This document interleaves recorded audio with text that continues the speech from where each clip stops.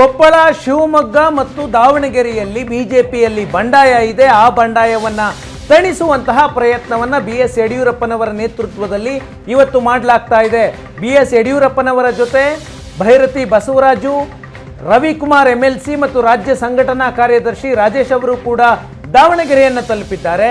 ಈ ನಾಯಕರು ಬರುವುದಕ್ಕೆ ಮೊದಲು ದಾವಣಗೆರೆಯಲ್ಲಿ ಬಂಡೆದಿರುವಂತಹ ರವೀಂದ್ರನಾಥ್ ಮತ್ತು ರೇಣುಕಾಚಾರ್ಯ ಪಂಚಮಸಾಲಿ ಪೀಠದ ಮಠಗಳಿಗೆ ಹೋಗಿ ಸ್ವಾಮೀಜಿಗಳಿಂದ ಬೆಂಬಲವನ್ನ ಯಾಚಿಸ್ತಾ ಇದ್ದಾರೆ. ಅಭ್ಯರ್ಥಿ ಬದಲಾಗಬೇಕು ಅಂತ ರೇಣುಕಾಚಾರ್ಯ ಮಾತನಾಡಿದ್ದಾರೆ. ಈ ಸಂದರ್ಭದಲ್ಲಿ ಕೇಳ್ಕೊಂಡು ಬನ್ನಿ. ರವೀಂದ್ರನಾಥ್ ಅವರ ನೇತೃತ್ವದಲ್ಲಿ ನಾವೆಲ್ಲ ಸೇರಿದ್ವಿ, ಚರ್ಚೆ ಆಗಿದೆ. ಮಠಗಳಿಗೆ ಹೋಗಿ ಗುರುಗಳ ಆಶೀರ್ವಾದ ಪಡೆದು ಅವರು ನಮ್ಗೆ ಏನು ಬೇಡಿಕೆ ಇದೆ ಅದನ್ನ ಚರ್ಚೆ ಮಾಡ್ತೀವಿ. ಯಡಿಯೂರಪ್ಪನ ಬೆಂಗಳೂರಲ್ಲಿ ಮಾತಾಡಿದ್ರೆ ಇವತ್ತೆಲ್ಲವೂ ಬಗೆಹರಿಯುತ್ತೆ, ಸಮಾಧಾನ ಆಗುತ್ತೆ. ನೋಡೋಣ, ನಾವೆಲ್ಲ ಕೂತು ಚರ್ಚೆ ಮಾಡ್ತೀವಿ. ಸರ್, ಅಭ್ಯರ್ಥಿ ಬದಲಾವಣೆ ಸಂಬಂಧಪಟ್ಟಂಗೆ ನಿಮ್ಮ ನಿಲುವೇನು? ನಮ್ಮ ನಿಲುವು ಎಲ್ಲರದು ಒಂದೇ. ಅದು ಬಿಟ್ಟರೆ ಅದು ಒಂದೇ ನಿಲುವು, ಬದಲಾವಣೆ ಇಲ್ಲ. ಯಾವುದೇ ಕಾರಣಕ್ಕೆ ಸರಿ ಆಗಲಿಲ್ಲ ಸರ್. ಅಲ್ಲ, ಹೊಸ ಅಭ್ಯರ್ಥಿ ಒಂದ್ ವೇಳೆ ಆಗಲಿಲ್ಲ ಅಂದ್ರೆ ನೋಡೋಣ, ನಾವೆಲ್ಲ ಸೇರಿ ಚರ್ಚೆ ಮಾಡ್ತೀವಿ. ನಾನೊಬ್ಬ ನಿರ್ಧಾರ ಅಲ್ಲ, ಎಲ್ಲರೂ ಸಾಮೂಹಿಕ ನಿರ್ಣಯ ಮಾಡ್ತೀವಿ. ಇಲ್ಲಿ ಇಂಡಿವಿಜುವಲ್ ರೇಣುಕಾಚಾರ್ಯ ಎಲ್ಲ ಗುರುಗಳು ಆಶೀರ್ವಾದ ಪಡೆದುಕೊಟ್ಟಿವಿ. ರವೀಂದ್ರನಾಥ್ ಅವರ ನೇತೃತ್ವದಲ್ಲಿ ನಾವೆಲ್ಲ ಸೇರಿದ್ವಿ, ಚರ್ಚೆ ಆಗಿದೆ.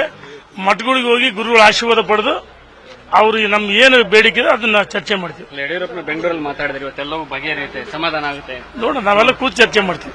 ಸರ್, ಅಭ್ಯರ್ಥಿ ಬದಲಾವಣೆ ಸಂಬಂಧಪಟ್ಟಂಗೆ ನಿಮ್ಮ ನಿಲುವೇನು? ನಮ್ಮ ನಿಲುವು ಎಲ್ಲರದು ಒಂದೇ. ಅದು ಬಿಟ್ಟರೆ ಅದು ಒಂದೇ ನಿಲುವು, ಬದಲಾವಣೆ ಇಲ್ಲ. ಯಾವುದೇ ಕಾರಣಕ್ಕೆ ಸರಿ ಆಗಲಿಲ್ಲ ಸರ್.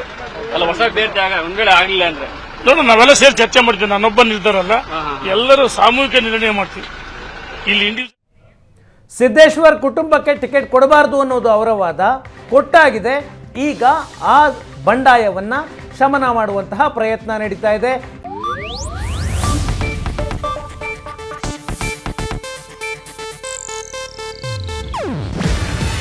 ಇದು ಏಷ್ಯಾನೆಟ್ ನ್ಯೂಸ್ ನೆಟ್ವರ್ಕ್ ಪ್ರಸ್ತುತಿ.